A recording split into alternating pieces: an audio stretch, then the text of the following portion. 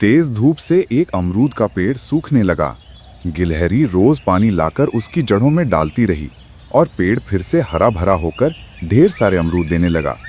गिलहरी खुश थी, लेकिन अचानक एक दिन ट्रेन टकराकर पेड़ को गिरा देती है। गिलहरी रोने लगी। फिर उसी कटे हुए तने से नया पौधा उगाया और गिलहरी ने उसे भी पानी पिलाकर बड़ा किया।